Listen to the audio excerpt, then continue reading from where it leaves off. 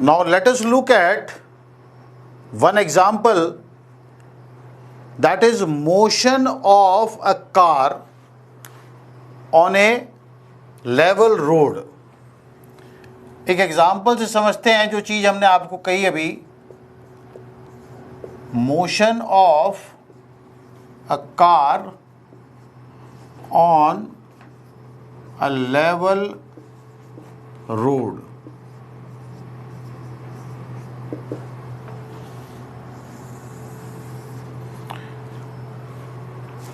तो इसका एक थोड़ा पिक्चर बना लें rough.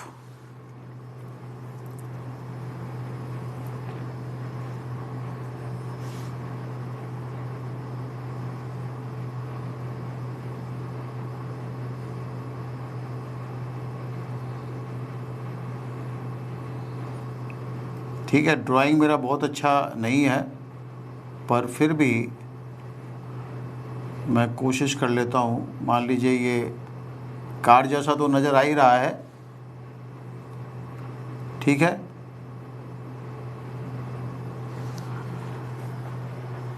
So this is the car which is moving on A level road. So first of all, let us mark the forces acting on this car. One is the friction directed towards the center. Second is the gravity force equal to mg, and the third is the normal contact force. ये तीन forces इस car के ऊपर काम कर रहे हैं.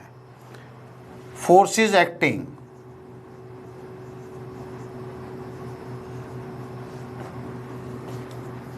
On the car.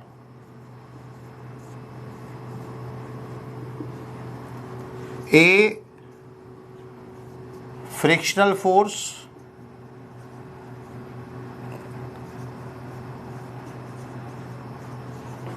between the tires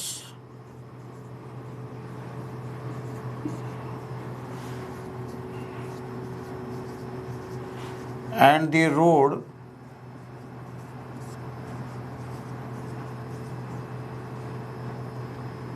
acting along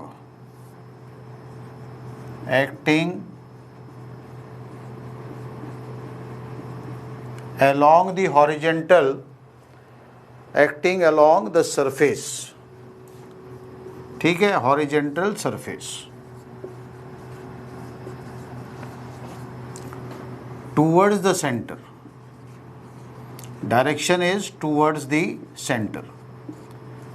जैसा मैंने एग्जाम्पल लेते हुए बोला था कि it is the frictional force which provides the necessary centripetal force. तो इसलिए मैंने उसका डायरेक्शन लिखा है towards the center.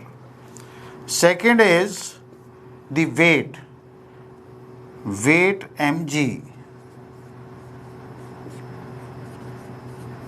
and the third is the normal contact force n. ठीक.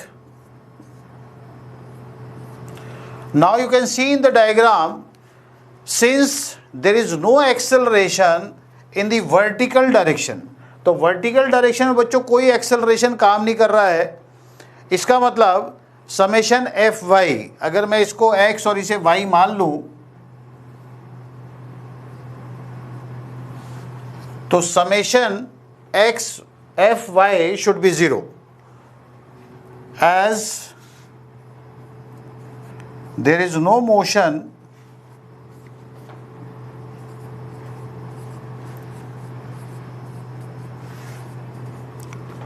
normal to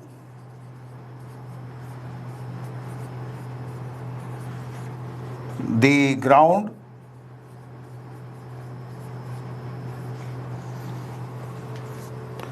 so your summation Fy should be 0.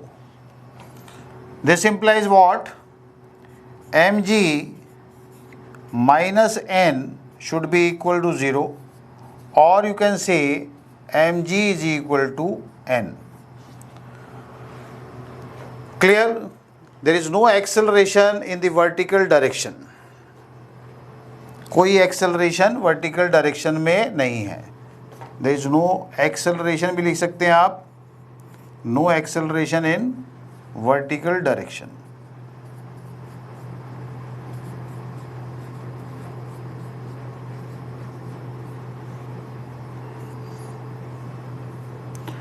So the only unbalanced force acting on the car is the frictional force, the force of friction. So it is the frictional force or the component of the contact force. So you will stress mainly on these points. Friction force or component of the contact force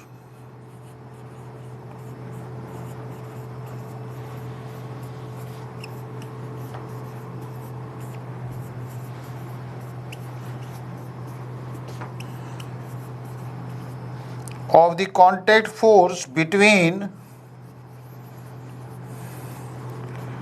the road and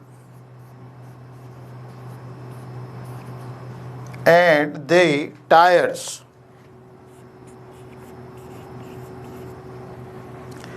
Between the road and the tires along the surface provides what? Provides the necessary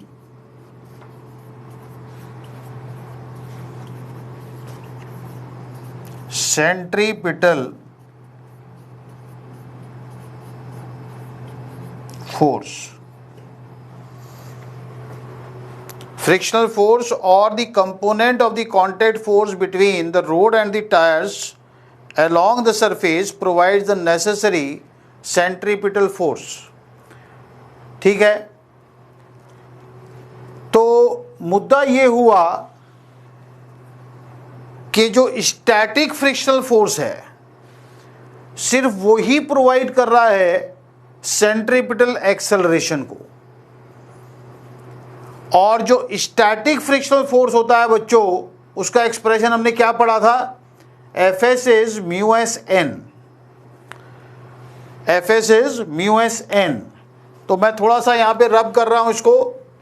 तीनों forces जो car पे लग रही है आपको समझ में आ गए. One is the frictional force between the road and the tire getting directed towards the center, which is providing the centripetal force. उसको थोड़ा मैंने एलोबरेट कर दिया. It is the frictional force or the component of the contact force between the road and the tire, which provides the necessary centripetal force. अब मैं कह रहा हूं कि static friction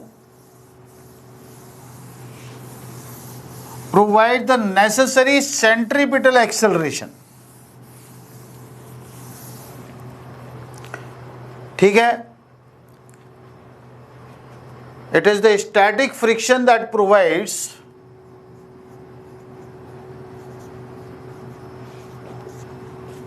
static friction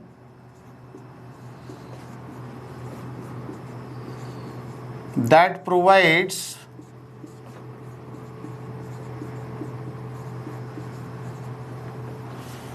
the necessary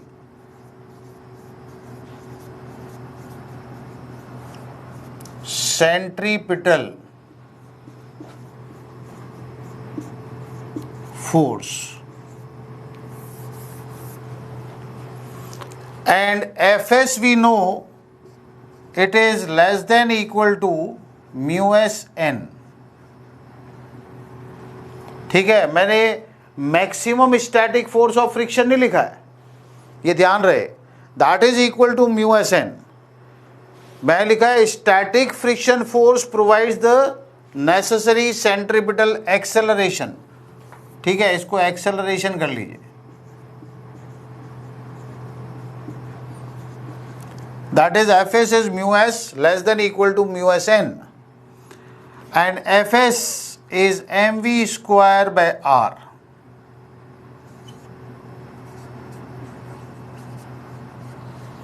Fs is mv square by r. ये अपने formula पढ़ लिया पीछे. So it means you have v square less than equal to mu s n r by m, and your n is how much? mg. तो n को replace करें mg से,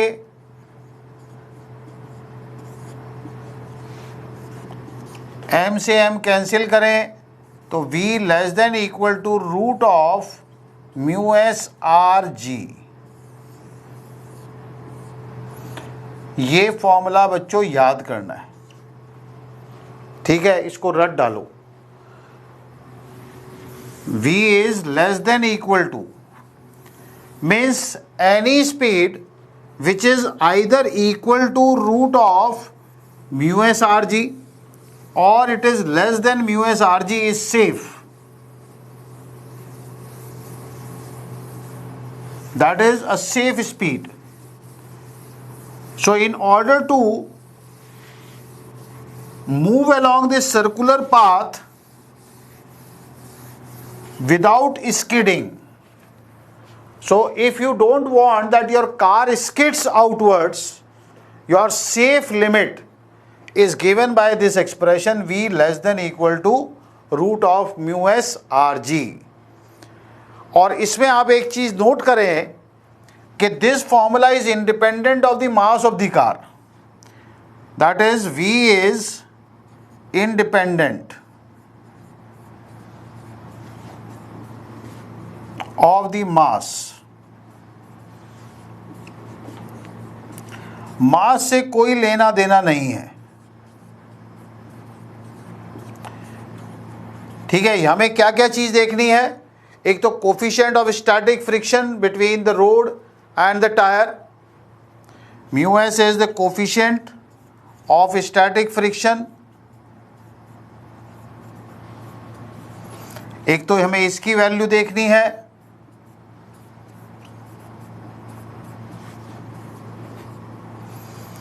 दूसरा r, that is the radius of the circular path, and third is the value of acceleration due to gravity, जो हम 9.8 metre पर second लेते हैं if it has not been mentioned.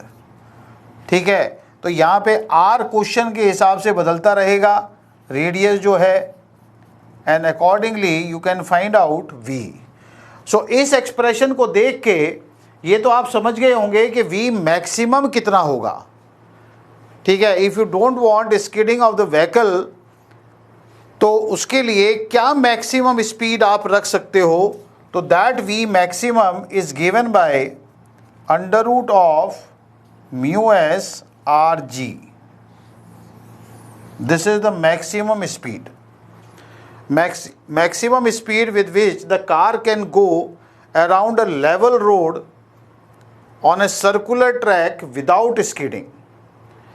कोई भी कार किसी लेवल रोड पे सर्कुलर पाथ के ऊपर बिना स्किड करे इस मैक्सिमम स्पीड से चलाई जा सकती है, ठीक है. तो जहाँ तक फ्रिक्शन, तो फ्रिक्शन पे आप मतलब डिपेंडेंट है टोटली कि how much is the static frictional force between the road and the tyres. इसीलिए क्या होता है कि जब कभी बरसात हो जाती है या फिर कभी सड़क पे कोई ऑयली चीज़ गिर जाती है, तो ये जो कोफिशिएंट होता है स्टैटिक फ्रिक्शन का, इसकी वैल्यू कम हो जाती है. और जब कम हो जाती है तो जो सेफ लिमिट है वो भी कम हो जाती है. So accordingly the driver is suppose to decrease the speed of the vehicle while taking the turn on the level road. ठीक है, लेवल रोड की बात कर रहे हैं अभी, ठीक है. लेवल रोड पे टर्न लेते हुए जिस टर्न का रेडियस आर हो वहाँ पे ध्यान ये रखा जाए कि व्हाट इज़ दी, और ये अंदाजे से ही पता लगेगा, no where you have found कि कहीं पे ऐसा बोर्ड लगा हो कि म्यू एस की वैल्यू यहाँ पे जो रोड है वो इतनी वैल्यू है, because that depends on the conditions of your tyres also. तो इसलिए मैं बोल रहा हूँ it is the coefficient of static friction. ठीक है, तो रोड के लिए मैं कोफिशिएंट ऑफ स्टैटिक फ्रिक्शन को मेज़र कर सकता हूँ बाय एक्सपेरिमेंटल टेक्निक, पर उसके लिए मुझे एक दूसरी सरफेस भी चाहिए ना। तो वो जो दूसरी सरफेस है वो आपके टायर हैं। और टायर की कंडीशन कैसी है, टायर नया है, पुराना है, चपटा हो गया है, गंजा हो गया है, कैसा टायर है वो, तो वो देखना पड़ेगा। Accordingly you will get this value of mu s. सो अगर टायर पुराने हैं, काफ़ी घिस चुके हैं, तो आपको जो म्यू एस की वैल्यू मिलने वाली है एक ही कर्वेचर के लिए वो अलग अलग मिलने वाली है। तो कोई हो सकता है कि कोई ड्राइवर उस टर्न को थोड़ी ज़्यादा गति से क्रॉस कर ले, तो आप उसका पीछा ना करें, क्योंकि आपकी गाड़ी के टायर की स्थिति कुछ बहुत ज़्यादा अच्छी नहीं है। ठीक है, तो इन चीज़ों का ध्यान रखना पड़ता है। ठीक है, तो ये आपकी ये फॉर्मूला जो लिखा है इसको आप याद करें बहुत मजबूती से। ठीक है, समझ में आ गया, नोट कर लो इसको।